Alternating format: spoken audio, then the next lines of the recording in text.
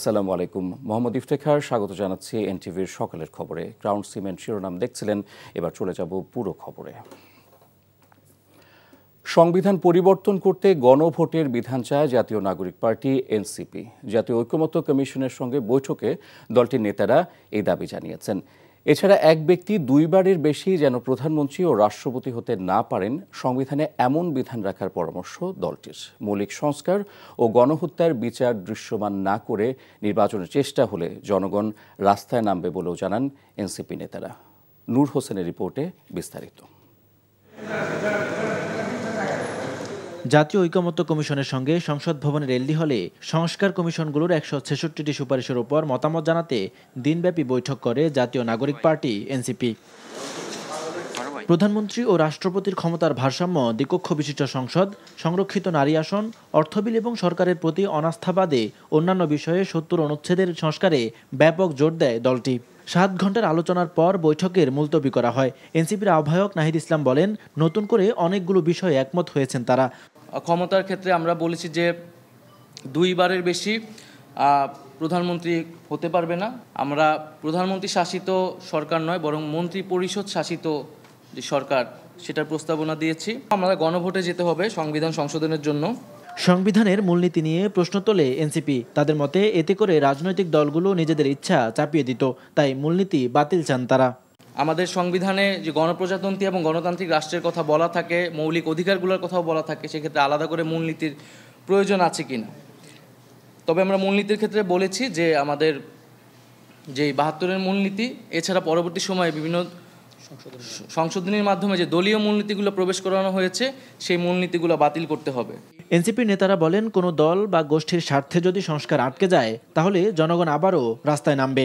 জনগণ 5ই আগস্ট তাদের নিজস্ব জনগণের যে ক্ষমতা, সেই ক্ষমতা কিন্তু দেখিয়েছে এবং সেই রাষ্ট্র কাঠামোর অঙ্গীকার বা আকাঙ্ক্ষা তারা ব্যক্ত করেছে। এবং এখন যদি আমরা সেই তার জনগণের আকাঙ্ক্ষা, গণঅভ্যুত্থানের আকাঙ্ক্ষা, সেটা থেকে যদি আমরা সরে যাই বা কেউ কোনো গোষ্ঠী সরে যায়, তাহলে জনগণ যে আবার রাস্তায় নামবে না, তার কিন্তু কোনো নিশ্চয়তা নেই।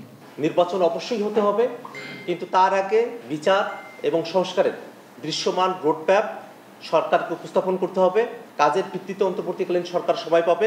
আমরা প্রলম্বিত করার পক্ষপাতী নই, সে ব্যাপারে আমরা আমাদের জোরালো বক্তব্য উপস্থাপন করেছি। কমিশনের সহসভাপতি অধ্যাপক আলী রিয়াজ বলেন, যে সকল বিষয়ে রাজনৈতিক দলগুলো একমত তা চিহ্নিত করা হচ্ছে। আপনারা সুস্পষ্টভাবে বলেছেন যে আপনারা একটি নতুন রাজনৈতিক বন্দোবস্ত চান এবং আপনাদের এই বক্তব্যের পরিপ্রেক্ষিতে দীর্ঘদিন ধরে যে আকাঙ্ক্ষা মানুষের মধ্যে ছিল, সেই আকাঙ্ক্ষা মূর্ত হয়ে উঠেছে এটা রাষ্ট্র সংস্কারের জন্য।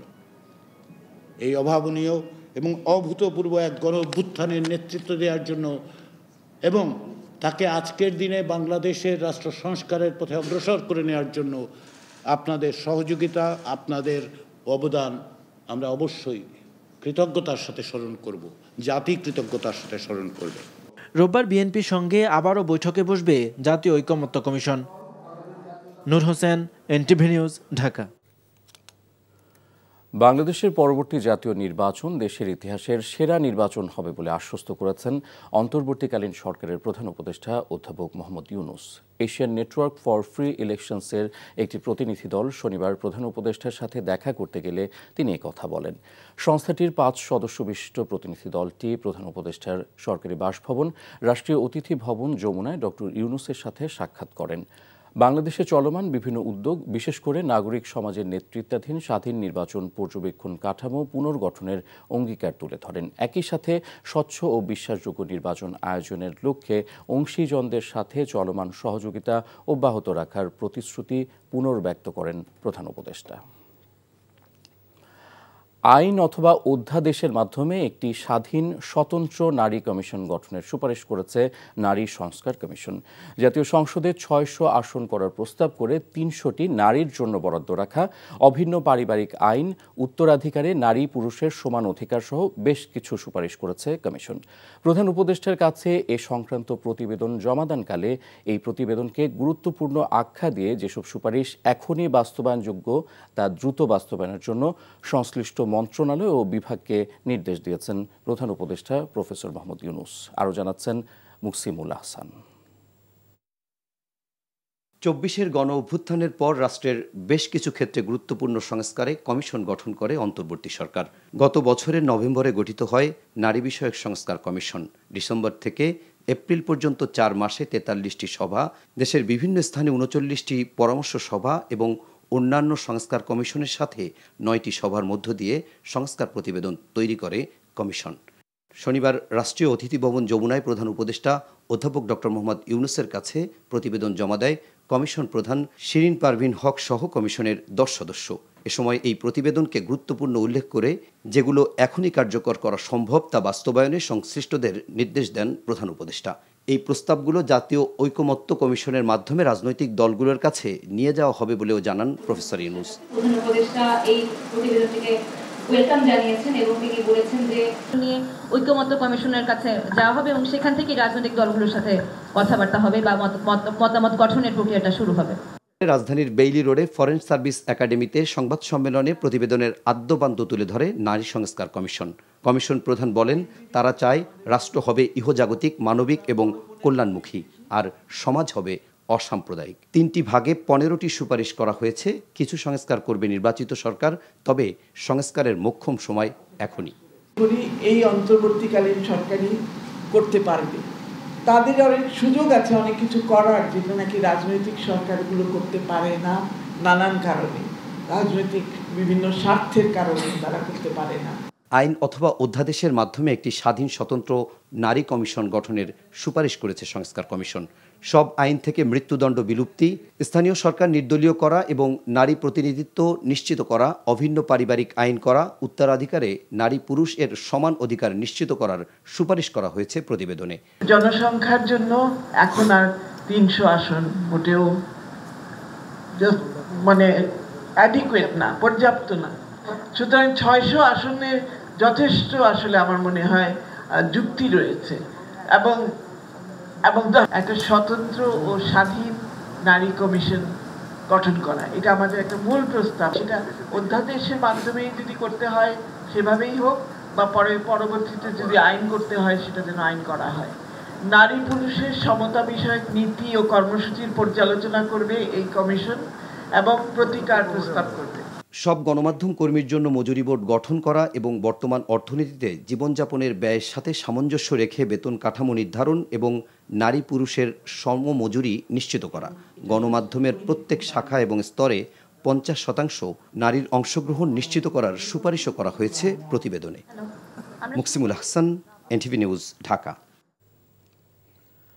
বিএনপি মহাসচিব মির্জা ফখরুল ইসলাম আলমগীর বলেছেন, ভারত, যুক্তরাষ্ট্র বা চীন নয়, বাংলাদেশের ভবিষ্যৎ নির্ধারণ করবে বাংলাদেশের জনগণ।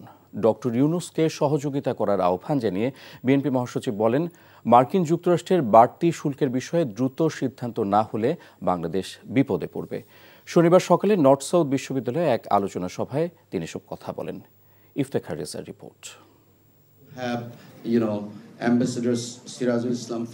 রাষ্ট্রদূত সিরাজুল ইসলামের দূরদৃষ্টিতে ক্ষমতায়ন বাংলাদেশ বিষয়ক এই আলোচনা সভা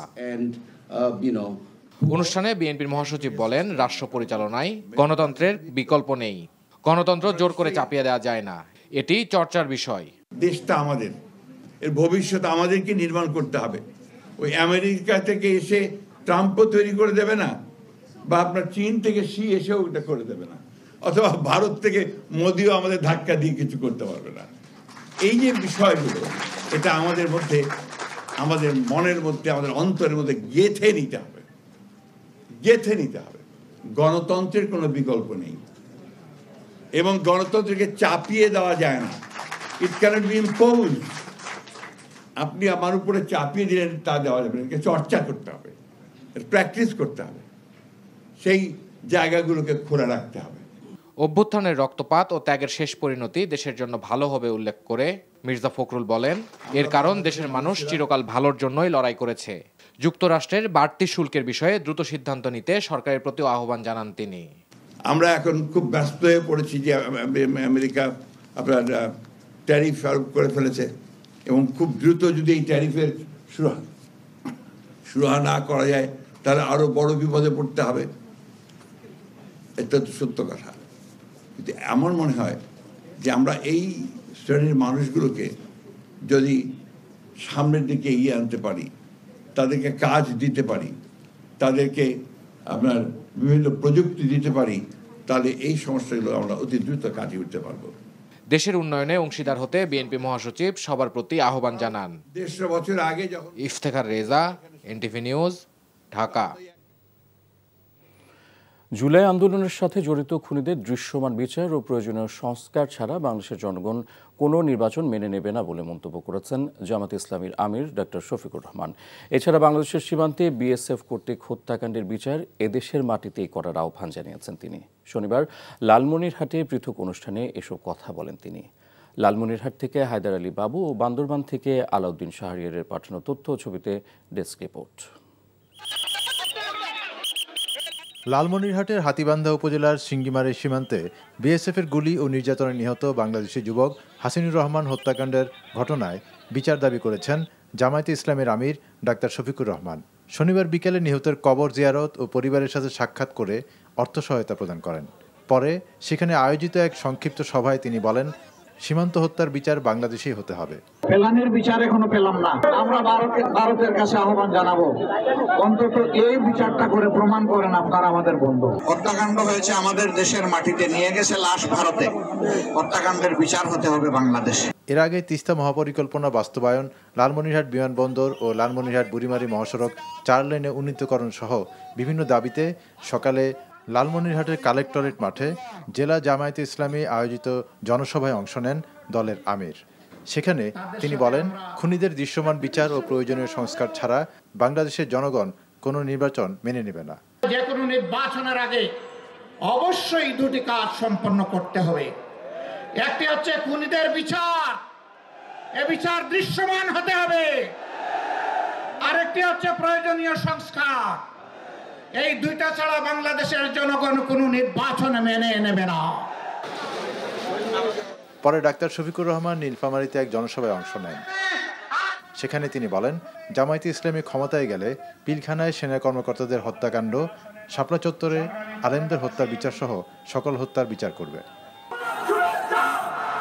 অন্যদিকে বান্দরবানের ঐতিহাসিক রাজার মাঠে প্রথমবারের মতো আয়োজিত জামায়াতে ইসলামী কর্মী সমাবেশে প্রধান অতিথি ছিলেন দলটির সেক্রেটারি জেনারেল অধ্যাপক মিয়া গোলাম পরোয়ার। সেখানে তিনি বলেন, প্রধান উপদেষ্টার বেঁধে দেওয়া সময়ের মধ্যে যে কোনো সময় জাতীয় সংসদ নির্বাচনে অংশ নিতে তার দল প্রস্তুত রয়েছে। তবে কোনো অজুহাতেই নির্বাচনের তারিখ জুন থেকে সরে যাওয়া চলবে না বলে সতর্ক করেন গোলাম পরোয়ার। আহমেদ শরীফ, এনটিভি নিউজ ডেস্ক।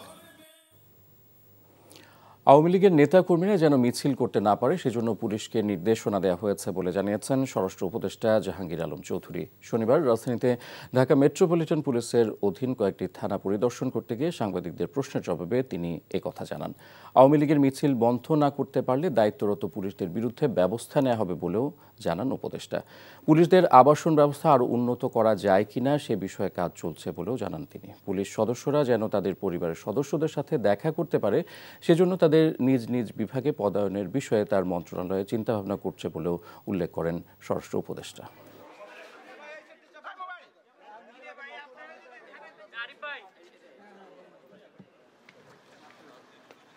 যেহেতু মিছিল হয়েছে, এটা তো আর কোনো, এটার ভিতরে তো কারো কোনো সন্দেহ নাই। মিছিলটা যেন ভবিষ্যতে না হতে পারে এই জন্য পুলিশদের ইনস্ট্রাকশন দেওয়া হয়েছে, এবং যদি তারা এটারে ভালোভাবে কন্ট্রোল না করতে পারে তাই তাদের বিরুদ্ধে ব্যবস্থা নেওয়া হবে। মজুতদারদের দৌড়াতে ভরা মৌসুমেও বাজারে হঠাৎ 20 টাকা বাড়তি পেঁয়াজের দাম। মানভেদে বিক্রি হচ্ছে 55 থেকে 65 টাকায়। কৃষকদের দাবি, আরও দাম বাড়ার আশায় শত শত টন পেঁয়াজ কিনে মজুত করছেন মধ্যস্বত্বভোগীরা। আর এতে ক্রমেই উত্তপ্ত হয়ে উঠছে বাজার। বিশ্লেষকরা বলছেন, কৃষকরাই দীর্ঘদিন পেঁয়াজ সংরক্ষণ করতে পারবেন এমন প্রযুক্তি হস্তান্তর করলে কৃষক ও ভোক্তা উভয়ের স্বার্থ নিশ্চিত করা সম্ভব। ফরিদপুর ও পাবনার প্রতিনিধিদের সহায়তায় সেলিম মালিকের রিপোর্ট। বাম্পার ফলনে এবার রমজানে অবিশ্বাস্য কম দামে বিক্রি হয়েছে দেশি পেঁয়াজ। তবে ঈদের পরে নাগাল ছাড়া পেঁয়াজের দর বেকায়দায় ভোক্তারা। পেঁয়াজ রমজানে ছিল আপনার 40 টাকা, হাইব্রিড ছিল 35 টাকা, আর হাইব্রিড এখন হয়েছে 50 টাকা, আর পাবনার দেশিটা অরিজিনালটা হচ্ছে 60 টাকা কেজি। আমাদের জন্য তো এটা ক্রয় করা খুব কষ্টকর, কারণ আমরা তো সীমিত আয়ের মানুষ। রোজার মধ্যে খুব পদক্ষেপ নিয়েছিল, মোটামুটি একটা ভালো সহনশীল বাজার। এখন তো পুরো সব বাজার বেড়ে গেছে। হঠাৎ পেঁয়াজের এমন দাম চড়ার কারণ কি? ফরিদপুর, পাবনা ও রাজবাড়ীর কৃষকদের দাবি, বাজারে অস্থিরতা সৃষ্টি করে মুনাফা তুলতে সক্রিয় অসাধু মজুতদাররা। স্টক কিনতেছে হাজার হাজার টন, হাজার হাজার মন। এখন বর্তমান 2000 বাজার যদি থাকে ওটা 4000 হলে বেচবো। বেশি বেশি করে কিনে মানে রাখি করতেছে, এই কারণে পেঁয়াজের বাজারটা একটু চড়া। এই রাহি মাল দুটো ছাড়ে মানে তো বাজার বইয়ে পড়বো, বাজার কমে যাবো গা, যে পরিমাণে রাহি করছে। ভোক্তাদের সংগঠন ক্যাব বলছে, মজুতদারদের দৌরাত্ম ঠেকানো না গেলে পেঁয়াজের দামে স্বস্তি মিলবে না। কৃষকের হাতে মানে সহজ শর্তে ঋণ পৌঁছানোর ব্যবস্থা করা।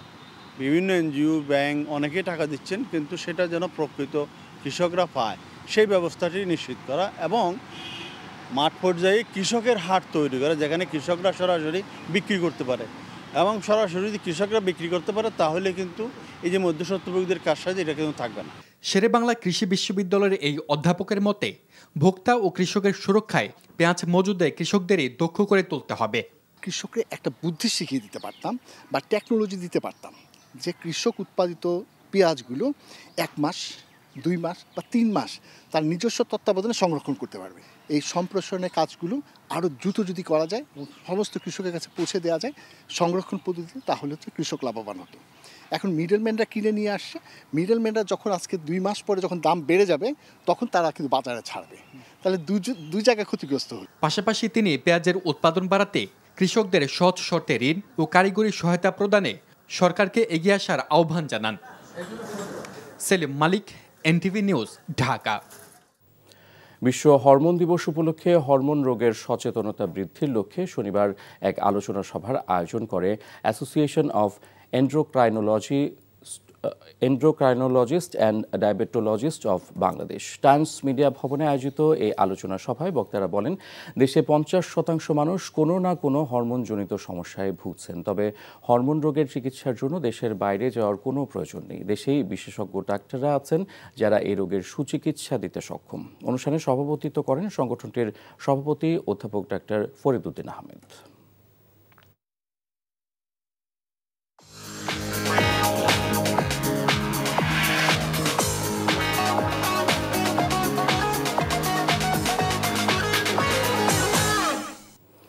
এবার মার্কেন্টাইল ব্যাংক অর্থনীতির খবর।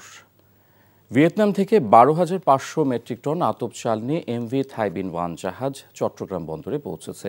খাদ্য মন্ত্রণালয় জানিয়েছে, গত 3 ফেব্রুয়ারি ভিয়েতনাম থেকে সরকারিভাবে মোট 1 লাখ মেট্রিক টন আতপ চাল আমদানির চুক্তি হয়েছে। ইতোমধ্যে 72,700 মেট্রিক টন চাল দেশে পৌঁছেছে।